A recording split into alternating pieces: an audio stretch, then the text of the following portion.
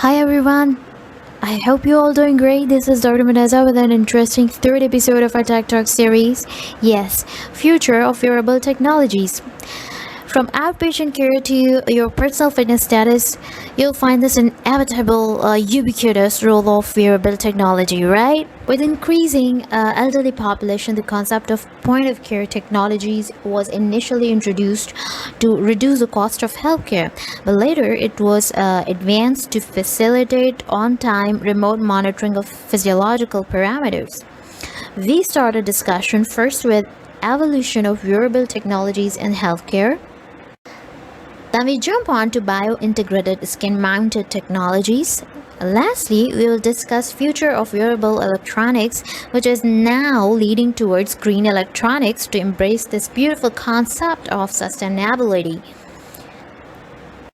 The beautiful aspects of wearable electronics are it's portable, it allows you a remote patient monitoring, it gives you ease of use, and adaptability to your environment. Basically, wearable devices are non-invasive biosensors that can be worn or mounted on designated part of your human body to track physiological parameter for patient monitoring or diagnostic purposes. It can be the smart glasses, bracelets, bandages, ring, and contact lenses. Regarding bracelets, ring, and contact lens, wow, it's like providing patient care with a touch of aesthetics. Basically, the wearable devices measure your vitals. That includes a heart rate, blood pressure, respiratory rate, blood volume, body motion, skin temperature, etc. They got a receiver to sense your vitals and a processor to refine the obtained raw data, and a battery to power a microcomputer that allows data acquisition and transmission with Bluetooth, IR, RF, or NFC based devices. Categorically speaking, it can be body mounted or skin integrated. A few examples are eyeglasses, smart eyeglasses, mouth guard, smart clothing, belts, bracelets, watch, rings, electronic shoes. Believe me, there are plenty of examples you'll find in your personal care collections. So here is an example of a smartwatch, Gluco watch, introduced by biographer Cygnus USA, and it is a non-invasive glucose monitoring system. There is another smartwatch by the name of Urbane W150, which has a photoplethysmography based sensor, and it monitors your heart rate. Now we have this smart bracelet technology, for example Tremtel, that can determine your body temperature and perform sweat analysis. And we have got smart watches with gyroscope and accelerometers that can help tracking the imbalance or irregular movement in the patient of Parkinson's disease. We've got smart watches for a patient with cardiovascular disorder. It has got PPG sensor that can help you monitor your heart rate, and this helps you keep track of atrial fibrillation process, which is basically the main cause of stroke in heart patients. So it's kind of providing a better patient care. Nicholas Constant introduced smart glasses, which has got PPG sensors on its nose pad. It helps monitor your heart rate, and some of the version of smart glasses have got lactate sensors and other. It can sense other electrolytes, for example potassium. Now there are smart glasses which have gyroscope, altimeter, a barometer, magnetometer, and a GPS system integrated inside. For example, one example is Recon Jet. It allows a real-time vital display during physical activity, like if you're bicycling or exercising. And the same approach has been adapted to device mouth guards for keeping track on uric and lactate levels. In textile, we have got this Hexoskin, which is basically a wearable vest that monitors your heart rate and respiratory rate. We've got electronic shoes to determine lateral plantar pressure, heel strike, toe pressure, and gait analysis. And Bella Beat Leaf is another smart accessory manufacturers. They've introduced the concept of smart necklace bracelets that contain 3D accelerometers and haptic vibration motors that helps you keep track of your sleep, breathing, daily activities, menstrual cycles. Wow. And we also got a smart belt by the name of Vault available in market. It helps you monitor information like your waist size, step count, foot intake, and setting time.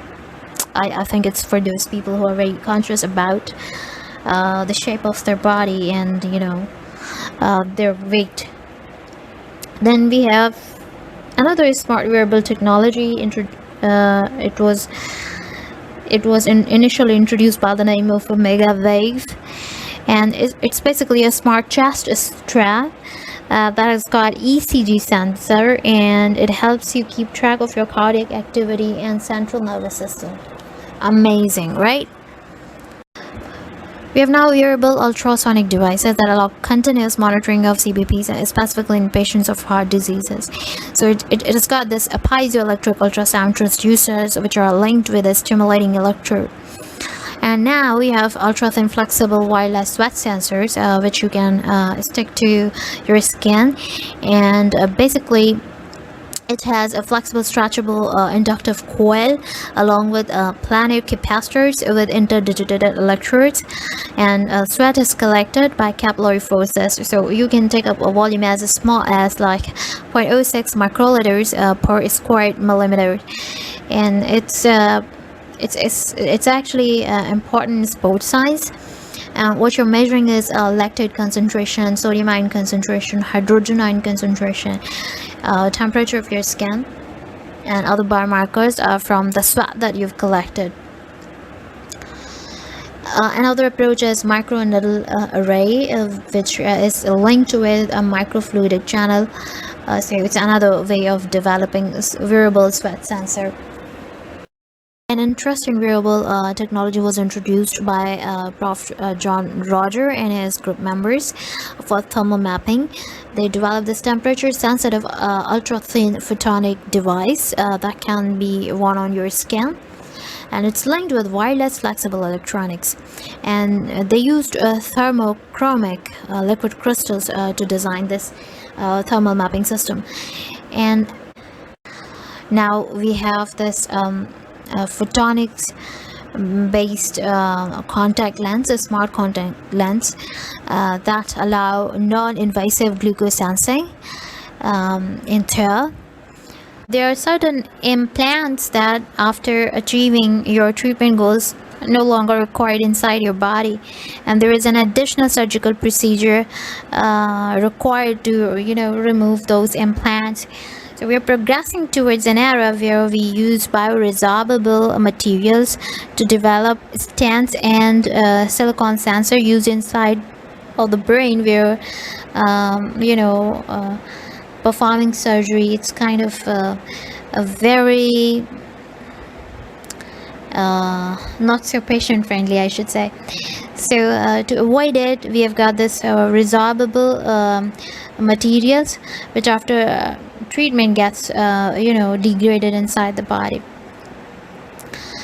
Now we have this smart pills, which once dissolved inside the stomach gets activated. There's this silicon chip about the size of a grain inside the pill, so it gets activated when exposed to pH 2 of a stomach, and it sends a signal to the patch attached to the body, and you can transmit data via Bluetooth that the pill has been taken. Amazing, right? So Proteus something introduced smart pills, electronic pills. So this was about advancements that have taken place in wearable technology so far. The electrically powered wearable technology is now moving towards sustainable change, where the concept of recharge batteries was initially introduced, but now we are heading towards advanced biodegradable energy storage devices, which are eco-friendly as well. And we are also considering options of energy harvesters, which allow us to develop systems that are self-driven. So we are progressing towards green electronics. With this, I end today's podcast session. I hope you enjoyed it. Have a happy weekend ahead.